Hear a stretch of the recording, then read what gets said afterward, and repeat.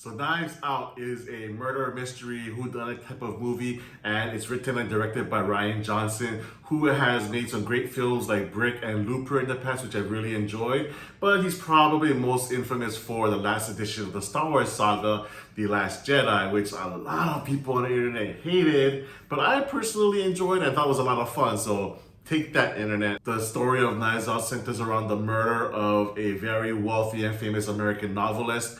And after his murder occurs, the family members gather for the reading of the will, all trying to get a piece of the inheritance. And at the same time, a detective shows up trying to figure out who did what, and there you have your classic whodunit type of story. Now, this movie, I will say I did enjoy it. I just didn't feel like it was as clever as it thought it was, perhaps. And I'll go into that in a little bit. But first of all, what I liked about the movie, the cast is amazing. You have like Daniel Craig, Chris Evans, Toni Collette, Michael Shannon, Christopher Plummer, Don Johnson, Lakeith Stanfield. Is an amazing cast, all top-notch actors, and they all do really well. The standout for me was Ana de Armas. I'm not really familiar with her work, to be honest, but she basically carried the film on her shoulders, being the main central character in the story.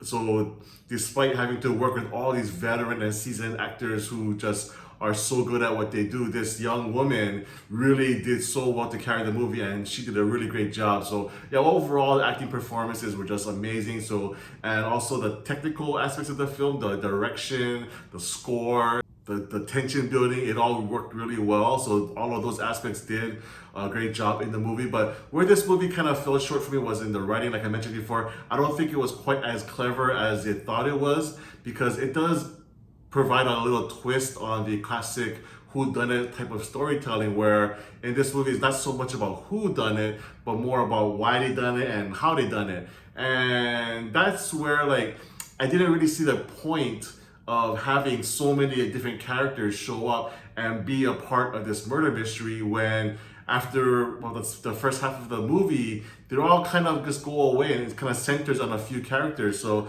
you kind of know what's up at that point. You kind of know, like, okay, they're not going to be the murderer, he's not going to be the murderer, she's not going to be the murderer. So when an effective murder mystery really kind of creates equal amount of potential guilt on all the characters, making you really guess, oh, could it be them, could it be her, could it be him? But this movie doesn't really do that.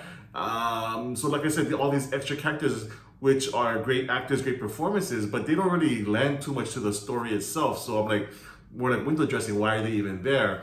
So yeah, and then like I said, the little twist in the movie, yeah, I could see where he was going with it and what he was trying to do. Again, but in the execution, it just fell a little bit short for me. If you've watched us film in this past, you kind of know where this is going. You kind of knew who's doing what. So I was hoping to be a little more surprised by the writing and by the outcome of the film. So like, in that sense, the movie fell short for me. But performances were great, technical aspects were great, but the writing was just a little weak for me, and it thinks it's smarter than it actually is. So if you're a seasoned movie veteran, you probably will figure out what's going on. So yeah, it's still fun to watch. I will recommend it to people who like these kinds of movies, but for me, I don't really personally see myself watching it again. So for me, Knives Out gets a 7 out of 10. Thanks so much for watching my review. If you like it, please give it a thumbs up. And if you haven't done so already, please subscribe to my channel, MC on Film, for more reviews in the future.